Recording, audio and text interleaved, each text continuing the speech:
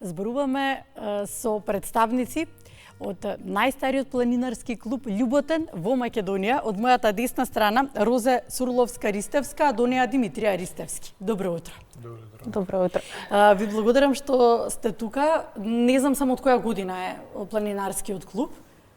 Кога е формиран? Од 1925 е. 1925. Лани славевме 100 години постоење. Колкава одговорност од една страна за вас, од друга страна убавина веројатно да се биде дел од нешто што значи кај нас традиција. Планирате марш, го организирате, ајде со ред, може со вас да почнеме. Кога, каде ќе се одржи маршот, која е главната цел, оти постојано имате некои активности?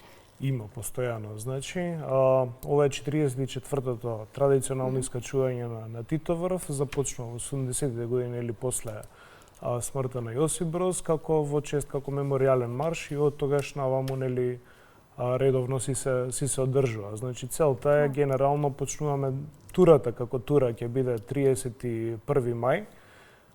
Програмата трае 2 дена, викендот. Ќе ни објасните убаво турата како е замислена? Да, значи јас ќе кажам ајде за турата, па ќе ме надополниш за програмата. Генерално за турата е предвидена да биде на 31 мај, се надеваме на добри временски услови. Се тргнува од Попова шапка, стартот е во 6:30, така да сите учесници треба да бидат нешто порано таму. Така. Од таму се упатуваме по Ваковска полетната патека за Титоврв. Турата е предвидена нели да трае од прилика некои си 4-4,5 часа во правец. Ќе се движиме со умерено темпо. Имаме вкупно некои си 20-21 километар напред-назад, висинска разлика од околу 1000 метри искачување. Вака основните податоци, сите други работи кои што треба да ги знаат луѓето се на самиот настан на Facebook, на социјалните медиуми кои што споделено од планинарскиот клуб Љуботен.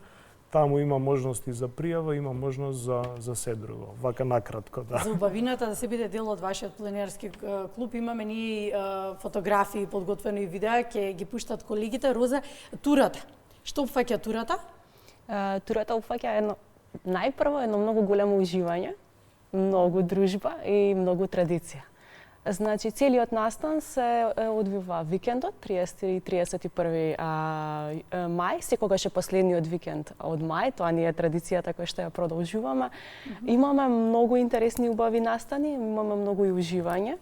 На 30 во сабота е отварањето, меѓутоа има и детски настан каде што им посветуваме внимание и на младите и сакаме да ја пренесеме нашата љубов што чувствуваме кон планината на нив, така да ќе има една малечка тура за нив која што ќе може да си уживаат и заедно да си цртаме, ќе има екоакција, ќе има базар каде што ќе уживаме во рачни ракоутворби со мотив од планината, потоа има свечено отварање, мала забава вечерта и утредната веќе се спремаме за големиот настан. Да, вие за големиот настан спремни, подготвени тргнувате.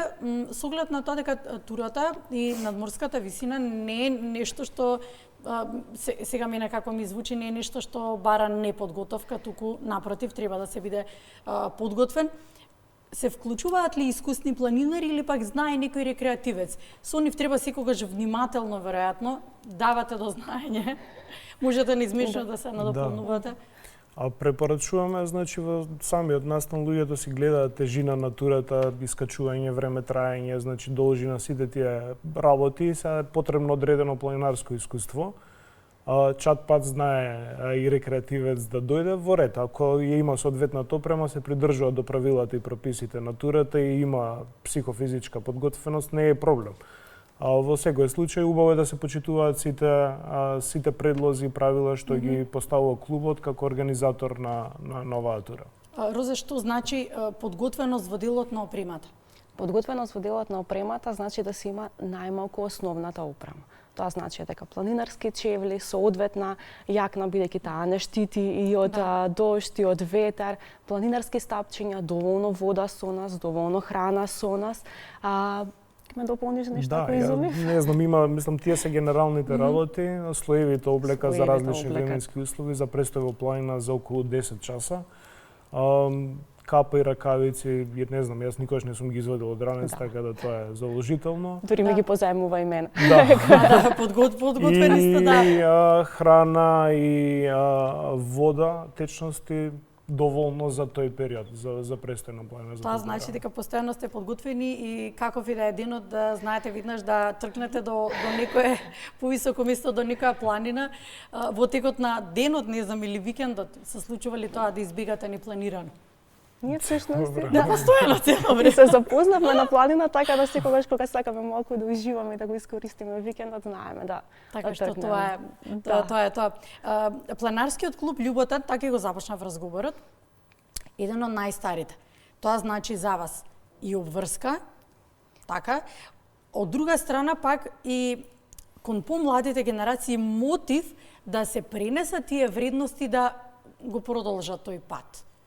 Успевате ли во тоа? Ние сме многу горди што сме дел од клубот, многу сме горди на традицијата, има многу вредности кои што ние ги учиме, се уште ги учиме од постарите членови, тие се присутни на секој состанок кој што го имаме во клубот. Секогаш имаат многу интересни приказни да ни споделат и ние ги споделуваме во иднина, така да е многу голема чест, многу голема одговорност и тоа е наша цел заедничка и на клубот да го споделиме со најмалата генерација, да ги мотивираме дека се работело, се чувало и наше е да продолжиме да градиме и да надополнуваме и да ја сакаме планината. Да, баш така се работело, се чувало и тоа треба некој да го пренесе, Димитрije. 100 години е, не знам што да кажам, едноставно човек треба да дојде, да ги види, мислам, и луѓето и да посети некоја турите. Прекрасни луѓе, не би обстојало толку да не е заснова на вистински вредности. И сега тие вистински вредности во денешно време на вистина е убаво на некој начин човек да биде близу до нив, до тие луѓе, до тие приказни, до планината, до природата, така да чест и одговорност. Со оглед на тоа дека и на настанот сега во сабота и подготвувате мини настан за најмалите како анимација, дали тоа значи дека помладите членови за нив е предизвик да бидат дел од планинарскиот клуб? Предизвик, желба, задоволство би го нарекла. Се запишуваат, се дел од... Се запишуваат, да. Најпрво помладата генерација, наше потомството на клубот, а потоа и поширок. Да, верувам, сигурно да и блиски пријатели, знаете, верувам да анимирате, но кога еднаш ќе се качи, ќе се види таа убавина, верувам дека сето тоа после си повлекува уште неколку такви, не само маршови, туку планинарски тури, кои што се инспирација. Што според вас најмногу го привлекува, кај луѓето најмногу ги привлекува кај планината? Дали можеби е тоа што живееме едно повеќе од било кога динамично секојдневие, во кој што навистина сме преоптоварени на моменти не само со обврски, туку и со негативно влијание од било каков тип. И бегство од сето тоа може би е планината, чистење на душата, чистење на умот, еве според искуството и со оние кои што разговарате, кои што доаѓаат кои што се и нови членови и веќе постоечки. Што е тоа што најмногу ги тера кон планина? Убавината е во тоа што секој си наоѓа на сопствен начин во што ќе ужива најмногу, не знам. Значи, дефинитивно тоа има влијание. Јас мислам и дека во нашата ДНК на македонците да живееме и да обстојуваме на планина, бидејќи самата земја е седма земја во светот која што е по застапеност на планина територијата, најмногу имаме, преку 80% планинско подрачје. И имаме такви некои убавини кои што не може да се видат на друг начин, освен да човек да стави ранецот на себе, да ги стави чевлите и да отиде со некој организиран клуб или на организирана тура. Премногу убави места имаме, значи кога носиме луѓе по прв пат, онака како се вчудени видени, како дали ова навистина кај нас или дали ова наше, дали ова наше, имаме и сме горди на тоа, а секој индивидуално може, мислам дека да си најде причина, дали тоа ќе биде спортско нешто, дали ќе биде како што рековте бегство од брзиот начин на живот, помалку мир и сите тие работи, тоа е индивидуално. Да, секој индивидуално. Ќе додаете нешто, Розе? Уживање во секое годишно време. Моја само препорака дека секоја планина и природата и на секое врвче на кој што сме биле е различно во секое годишно време и не може да ни биде досадно и здодевно во било кој момент. Вака како вас слушам, не сме свесни што се имаме и би сакала да го заокружам разговорот што значи одговорно користење на тоа што го имаме. Вака, значи, ајде и за турава, меѓутоа и општо сите кога идат во природа или на планина, турава си има одредени правила и организатор на маршот, бидејќи очекуваме преку 500-600 луѓе минимум, значи се надеваме ако има добри временски услови и повеќе, дека ќе се почитуваат правилата на организаторот. Другото е она совесно однесување кое што секој човек едноставно треба да го има кога е во природа, не мора да е стриктно на планина. Ѓубре не се фрла, се почитува природата, се почитува биодиверзитетот. Ѓубрето си го носиме во ранец. Не сме гласни, значи тука сме во природата, не правиме нели почитуваме сите жители на природата. природата, значи се движиме одговорно и кога зборувам одговорно сметам и од аспект на одлуките кои што ги носи организаторот, односно Планинарскиот клуб Љуботен за време на турот. Ако евентуално има временските услови се влошуваат или клубот одлучи дека турата прекинува на одредена точка, тогаш сите учесници тоа треба да го почитуваат без да има проблеми, не знам.